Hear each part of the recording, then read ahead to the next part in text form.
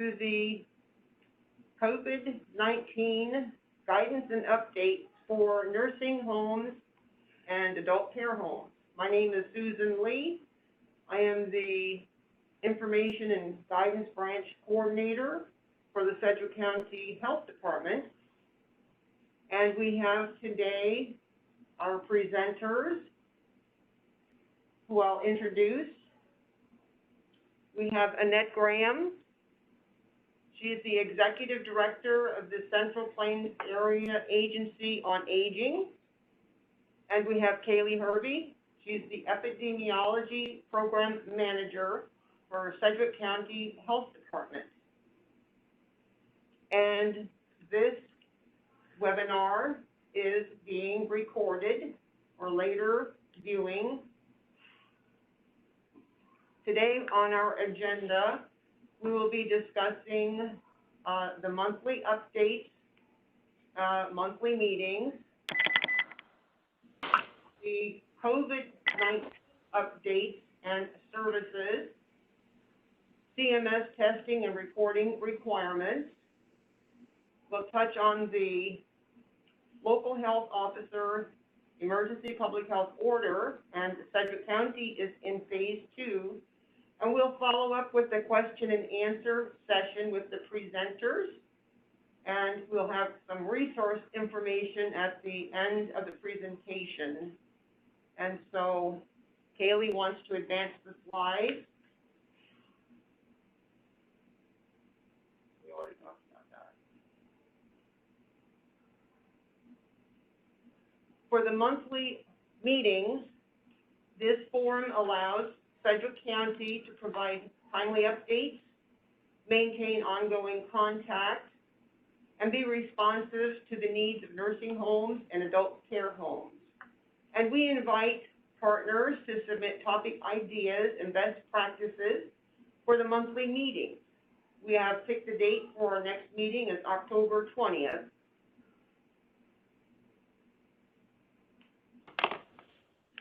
Kaylee will present the COVID-19 updates. Good afternoon, everyone. As of today, there are over 6 million cases of COVID-19 in the United States, 49,899 cases in Kansas, and 7,695 cases in Sedgwick County. And we have also seen 69 deaths in Sedgwick County, and most of those people, well, actually all of those people are over the age of 50 for those deaths. We have a total of 24 adult care home clusters that have, at some point, are either still active or have been active. And from those, we currently have 191 active cases related to those clusters. So now I'm going to give a little bit of an update about testing. So CMS is requiring skilled nursing facilities to test their staff and residents. And the frequency of that testing is based on the Sedgwick County positivity rate. And so when you're looking at our recovering and reopening metrics for Sedgwick County, you do want to use the % positive on that metric. And you can access those at the link below. But we have included them for you. So as of last week through Saturday of last week, our positivity rate is sitting at 4.6% right now. That will likely change a little bit. We are still waiting for data to come in from that last week, but I don't imagine it'll change a whole lot. So now I'm going to talk about nasal specimen testing for adult care homes. So adult care home staff can be tested weekly still through the Sedgwick County Health Department by calling United Way of the Plains at 211 for an appointment. If a staff or a resident does test positive at your facility, then we are encouraging everyone at the facility to be tested. And right now, test results can take 5 to 7 business days, but usually they're coming back around 5-ish days to your facility. We are looking at some ways to assist those nursing facilities with those CMS requirements. So if you're in that grouping, you will receive an email after this webinar. So you can sign up to register if you do need assistance with the health department. And we are looking at potentially providing either NP swabs and or saliva testing per the CMS guidelines. And more information with specific details on that will be coming soon to you. Kaylee, would you just, I didn't say, put their comments in the chat box. Oh, and Susan would like to just remind everyone, if you have a question or a comment, feel free to please enter that into the chat box, and we'll make sure those get answered. Thank you. So now I'm going to cover requesting and ordering PPE and the N95 respirator decontamination process. So again, facilities that are licensed by the Kansas Department for Aging and Disability Services may still request or order PPE through the state's PPE program, and those facilities are listed here on the slide. The Kansas Division of Emergency Management did launch the Business Personal Protective Equipment, or PPE Stopgap Program, effective September 14th of 2020. Through this program, KDEM will provide PPE to businesses with delays in purchase equipment, and adult care homes, nursing facilities, you all kind of fall into that same part of this program. So PPE supported through this program includes masks and face shields, gowns and coveralls are available to healthcare-related businesses, and any other needed PPE requirements.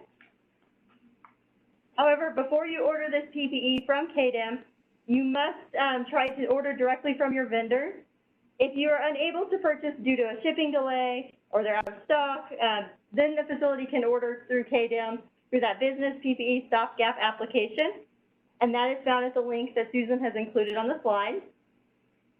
And it is going to be kind of a survey type thing that you click on, and you'll have to fill out all of this information to be able to apply for that.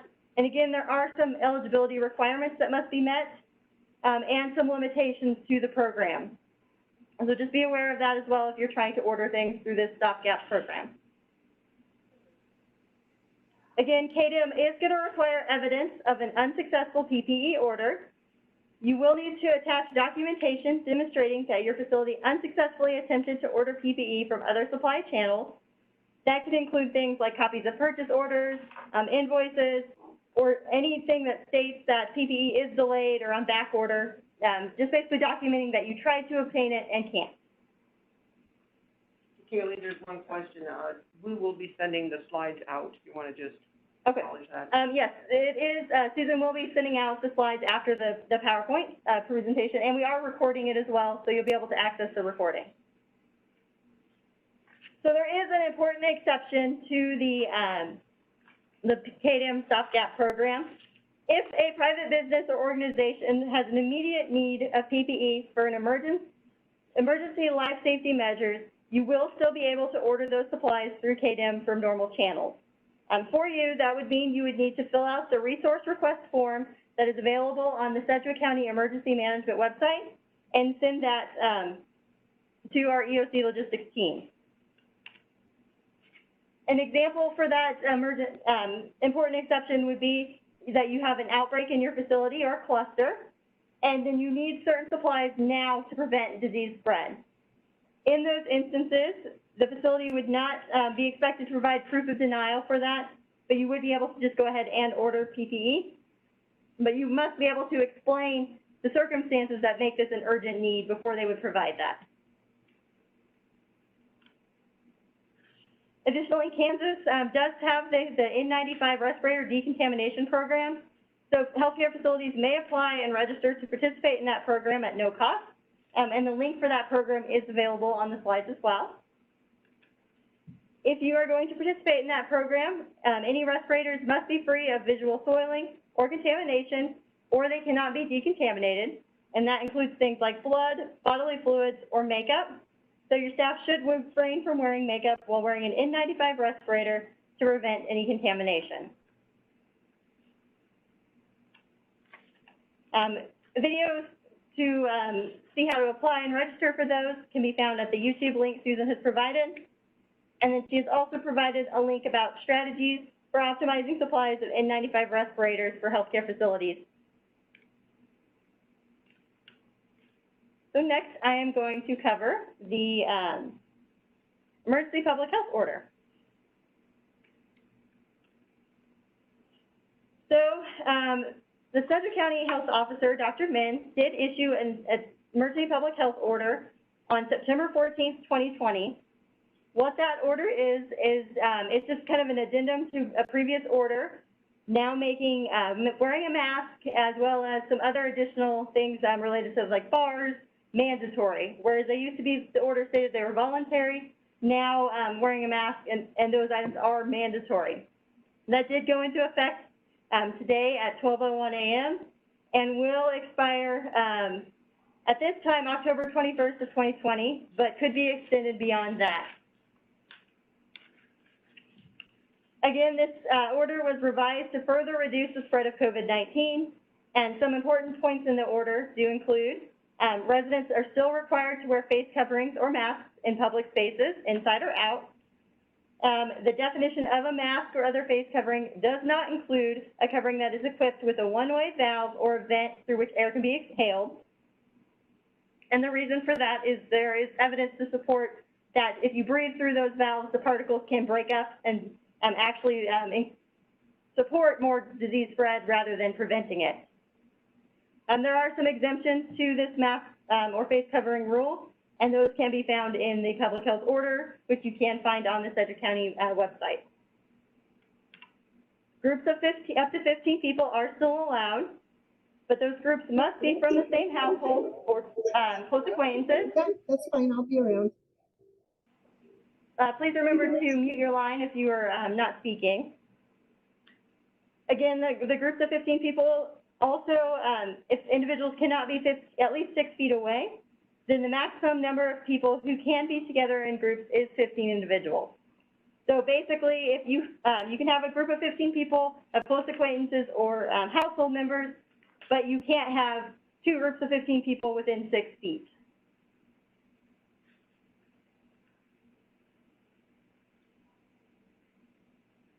So the public order also leaves us in phase 2 of the recovery metrics. And the determination of phases do look at the Sedgwick County % positive as well as the other metrics on those recovery and reopening metrics.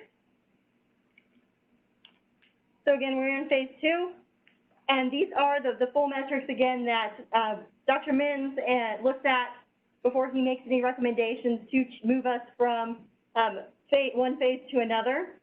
And so he will look at the % positive, but he also looks at everything else that's included in these metrics to before that decision is made.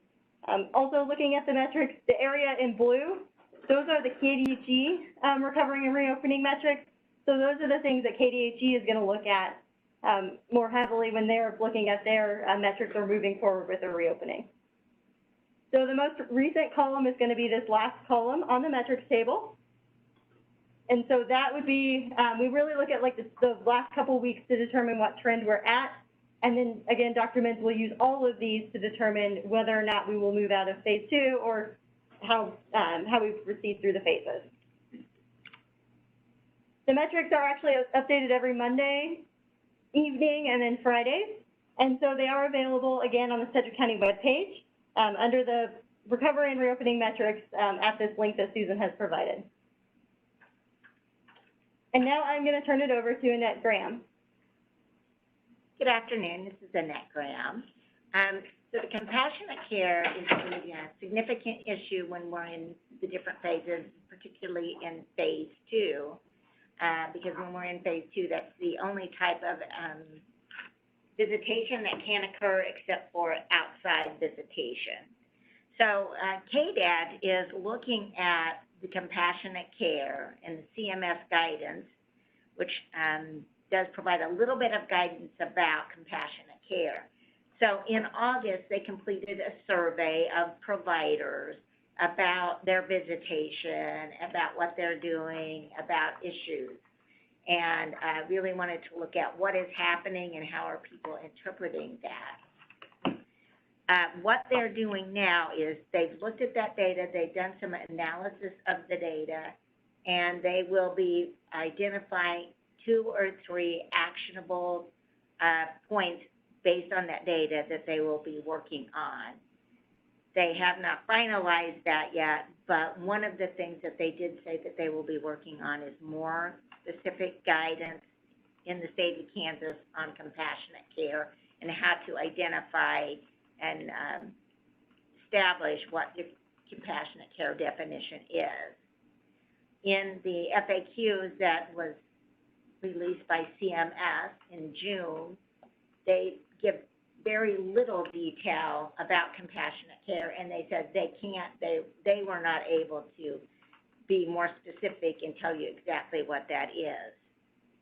So I just wanted to let you know that they are doing some work on that.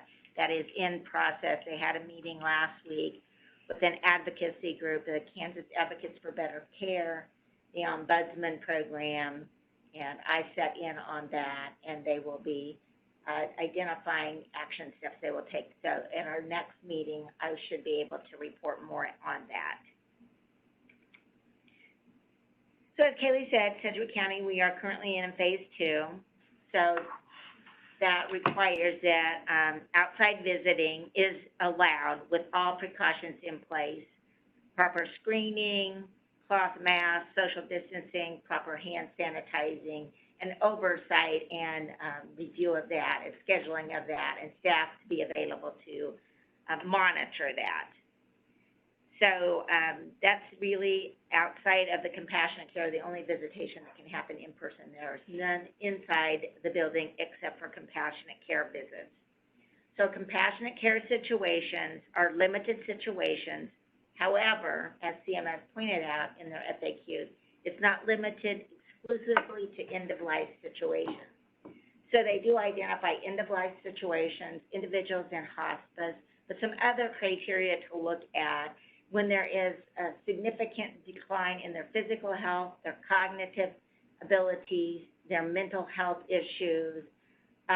Those would be points that you could allow for in your definition for compassionate care visits. So when you see the decline in the individual due to that social isolation and due to not being able to see family members and loved ones, you are able to allow for compassionate care visitations. Another one that identified by CMS is if a family member had died, so if a close family, there's been a death in the family, you can allow for a compassionate care visit. Or if an individual had just recently been placed in the facility and now is separated from family members, and that's a very traumatic experience, that could also be. So each facility needs to identify what their compassionate care situations are. But as CMS said, you can be flexible in that, and it's not just end of life, but certainly those situations are really critical for end of life and to have family members be able to visit. So under phase 2, for outdoor visitations and compassionate care visits, you need to screen all visitors for symptoms of COVID-19. You need to ensure social distancing, ensure that they're performing proper hand hygiene with alcohol-based hand rub upon entry. Residents and visitors should wear a cloth face covering or face mask for the duration of the visit. For compassionate care visits for adult care homes and nursing facilities, they determine when compassionate care visits are appropriate. And again, it kind of goes back over it here. The hospice care, disease worsening, exhibiting significant decline. So I just wanted to repeat so that you kind of get this, because I know this is, the Ombudsman also recently did a survey, and I was just able to review that data yesterday. And from what KDAD, their survey, these are some areas they think that really need to be focused on to allow for more visitation, because this seems to be really an area of concern in the community and for those residents. So again, this is just to put in writing for you some things to consider: significant decline, physically, mentally, withdrawing, no longer eating, showing signs of significant depression as a result of this loss of contact with the family members. So Susan has included the link for you for the CMS FAQs that was published on June 23rd, 2020.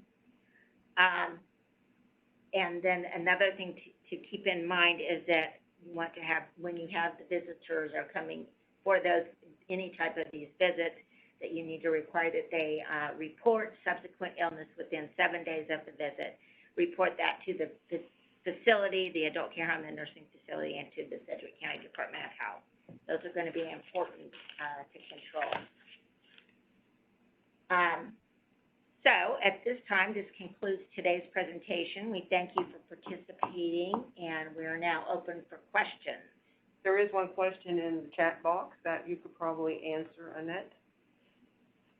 During outside visits? No. So during outside visits, can the families bring food for their loved ones and they remove masks to eat it as long as they maintain the 6-foot distance? During that visit, both parties have to keep that mask on.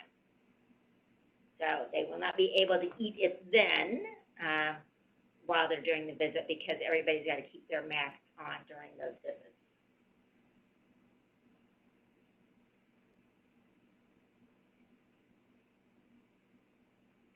The next question is, so Sedgwick County will provide the 1 or 2 time weekly testing kits to long-term care facilities. More information will be coming to you on that as it becomes available. Again, the first step would be if you meet those guidelines, you'll get an email with a link to register, and then after that, they will provide you additional information on what will be available from the health department.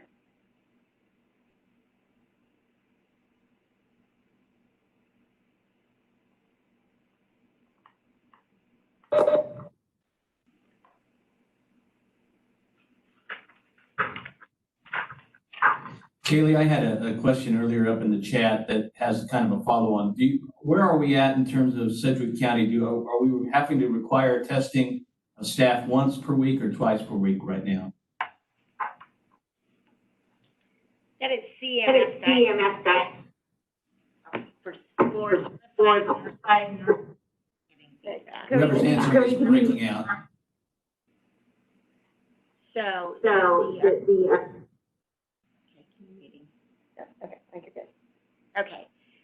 So for skilled nursing facilities, CMS has implemented those requirements for testing, and that's based on what phase you're in. So at this point in time, and the percent positive, so at this point in time, that is between 5 to 10% is once a week for staff. And anybody that comes. Okay, there was a little bit of distortion. I just want to make sure I heard you right. You said once per week right now, one time? Based on the percent positive in our community, yes, under CMS guidance for skilled nursing facilities. Okay, thank you. The reason I brought that up, we had been contacted by a hospice care provider who thought they were going to have to do it twice per week, and we were trying to help them come up with a way to get that second test taken care of. So if we're at once per week, they can do that through the health department. So I appreciate that clarification. While I have the floor, if you don't mind me backing up just a little bit to a couple of things that Kaylee covered very, very well, I just wanted to emphasize a couple points on the PPE and the Battelle system. The PPE rules represent a significant change from the state now that you will, if you're not a first responder or a government agency, you're going to get your PPE directly from the state now through that whole process that you'll see in the slides there. So we appreciate everybody's patience and understanding with that. It was caught us out of the blue. We didn't know that was coming until basically 2 or 3 days before it went into effect. And it is in effect now as of yesterday. So if you have any questions about that, there will be an email address at the end of your application process with the state where you can ask questions directly to the state, or you can let us know at logistics@sedgwick.gov. We will try and get your questions answered for you as well. And as we mentioned on the Battelle site, you may hear something in the news. I don't know if the news will pick up this angle of the story or not. The Battelle site, decontamination site for N95 masks in Topeka, will be closing at the end of this month. But that does not mean Battelle decontamination is going away. It just means that we will get them decontaminated in Muskogee, Oklahoma now instead of Topeka, Kansas. So if you hear that on the news, really nothing is going to change for how you get your Battelle, your N95 mask deconned. You will still go to the Battelle shipping portal and print your overnight FedEx labels from them. The entire process will still be free of charge. You will still use the same contract that you're using now. You will still use the same site code you are using now. It actually should be a very, very seamless transition from using the Topeka site to the Oklahoma site. But if you didn't know that and you just heard the Battelle site in Topeka is closing, you might worry about what that means. And so if you do hear that, don't worry. It really won't affect you. We will send out a mass email to all the folks who are on our PPE distribution list, just to let them know, don't go to the Kansas website anymore. Go directly to the Battelle shipping portal website and get your labels printed there. So sorry that got to be more long-winded than I meant it to be, but I think I'm finally done. Haley, will you respond to the question about when we move to phase 3 and how people will get notified, please? All right, so we have a question, what criteria does Sedgwick County have to meet to move to phase 3, and how will we know when that has happened? So there's a lot, like I said, we look at all of these metrics Dr. Menz does when he's making that determination, and so there's really no one number that we have to hit before we move to phase 3. It's kind of a combination of everything, and so I can't tell you exactly that it's when we hit this point that we will move there. But what would likely happen, first of all, it would be announced probably at a Board of County Commissioners meeting, but I would assume there's also going to be like a news release, and information will go out to let everyone know that at this point we've made the determination that we have met the criteria to move into phase 3. But I personally have no idea of when that will happen, and so you'll hear that from Dr. Menz directly. The order will likely be updated as well. I would assume.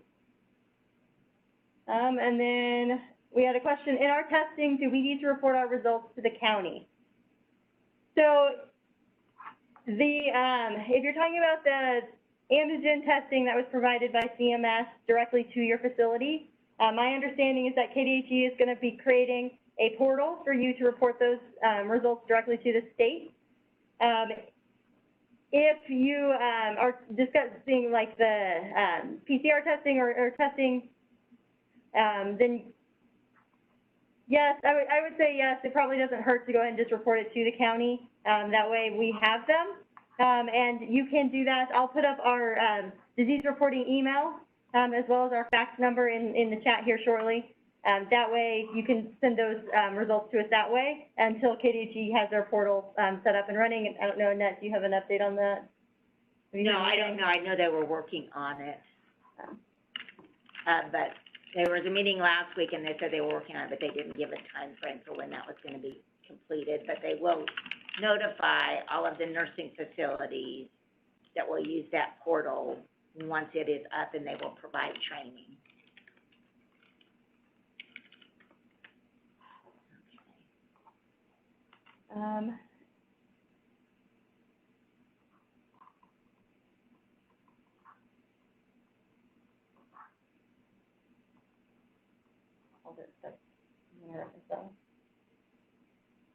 So, the nursing homes are required to test twice a week if over 10%, yes, for positivity rate.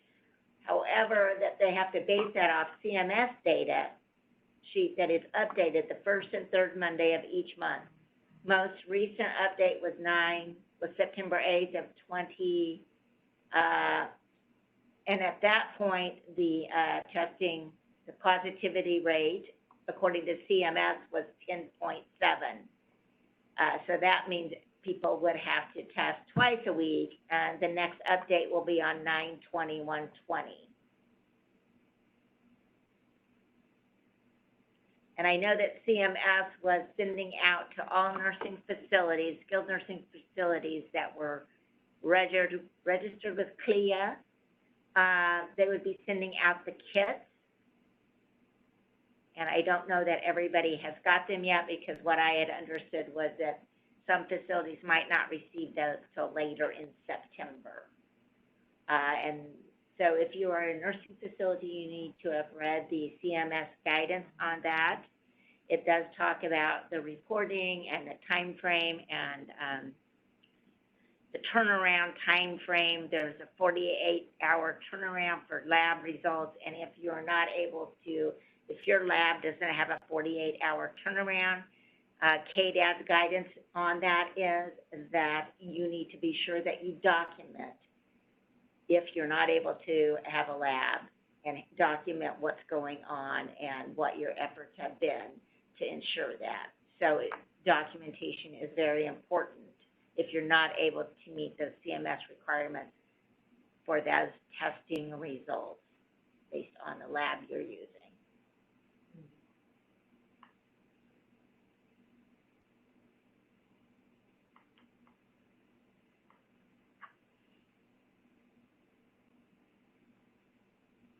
Okay, so we've got somebody reporting that the POC kit test only lasted 1 week for their facility, and the tests are now back ordered and unavailable. I know that there has been a lot of confusion and issues around the CMS guidance. I saw some information late last week from KDAD and KDHE. They had several questions because these things were coming up about the test kits and about ordering them and the cost of them and how to report that. So I know that KDHE was working to put together a list of questions for CMS because there was a lot of need for additional information and confusion around those mandates. And again, it's important to remember, because we have a mixed group here, that those requirements for the once or twice a week testing for all staff and volunteers and people that come in and do work within the facility are for skilled nursing facilities, just skilled nursing facilities for that. And that can be confusing too. And those would be the facilities that would be getting the email with the link to register. So the county is going to see what we can do.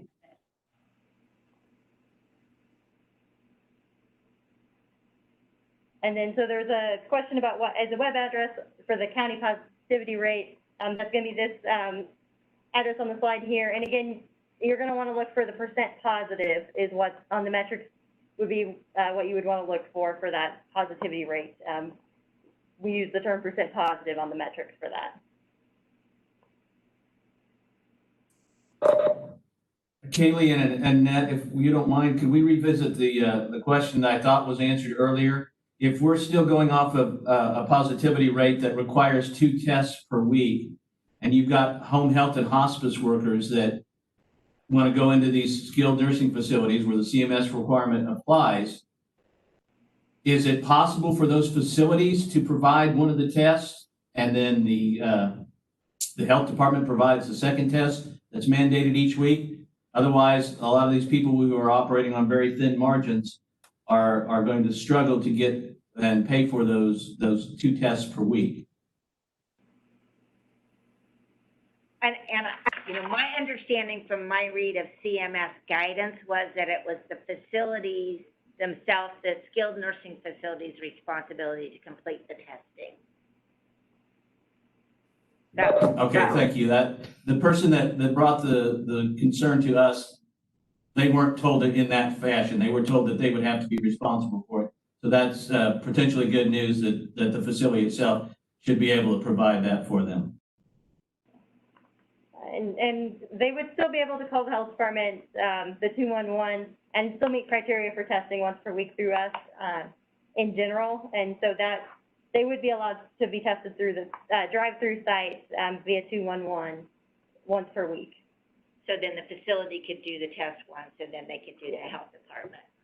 Yeah, that could potentially, as long as there's availability of drive-through spots, because that is by appointment only, again, through calling 211. So we have a question. As a nursing facility, what do we do if we have a positive case detected in our testing? What is the next step? Do we retest everyone, including residents, or just the staff? And do we retest the positive case? So if it is a positive via your antigen test that you received the rapid test from CMS, then our recommendation is going to be that you first test that person that was positive with a PCR test if they are not symptomatic. If they were symptomatic and tested positive, then the recommendation would be to just go ahead and test the entire facility, or depending on the type of facility, the health department will work with you to determine if, who all would need to be tested, if it's, you know, somewhere where there's different houses or things. So we would then, recommend testing of the full facility, and then based on those results, we would determine next steps, recommending of isolation of anyone who tests positive, kind of cohorting those people together, and then cohorting the people without, that tested negative separate from them, kind of shutting down any, you know, communal meals, those kind of things, until the situation has resolved itself. You would, again, if you do have a positive, you could work with the health department to determine, but we would recommend, likely retesting everyone, with that PCR testing. And for the positive, it would, again, would depend on if they had symptoms or not. There is some guidance from KDHE on who gets retested, depending on, symptoms, no symptoms, what type of test to use.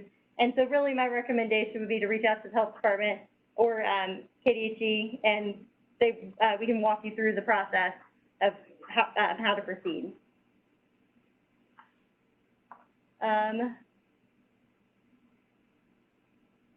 So question, however, the health department does not get results to us within 48 hours for CMS guidelines. I don't think that will suffice for staff testing. That is unfortunately just the way our labs operate. We're under the same constraints that anybody who's doing testing. We don't have rapid testing available. Most people don't in the community, just based on kind of the situation that we're in with COVID and testing. And so that would be where a net reference, you needed to have documentation kind of why you're not able to get those results within 48 hours. And really, if you're not doing a rapid test, it's not going to be feasible. I don't know of many people that are achieving that, at least on the larger labs at this point. And then the question, what is the contact number for reporting a positive case? And thank you, somebody did put it in. Our hotline number is 316-660-5555. And then if you press 1 and 1 again, you should reach someone directly, or you can press 2 and leave us a voicemail. Alternatively, I put in the chat earlier, you can send us an email as well, as the disease reporting at sedgwick.gov. We just requested if you do that, don't include identifiable information through that email. But we will respond. Somebody does monitor that after hours and on weekends as well. So somebody should be able to get back with you as soon as you do either call us or send us an email. And same with the faxes. We receive faxes electronically, so we will get those over the weekend as well.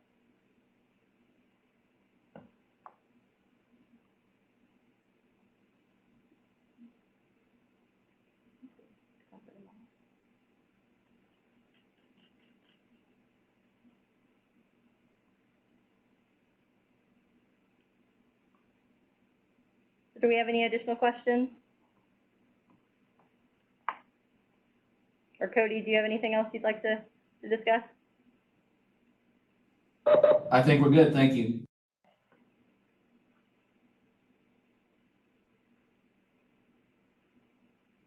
Okay, Dan, so our next, President webinar will be on October 20th, and we will be, Susan will send you out the link and the information as we get closer to that date. You can put that on your calendar.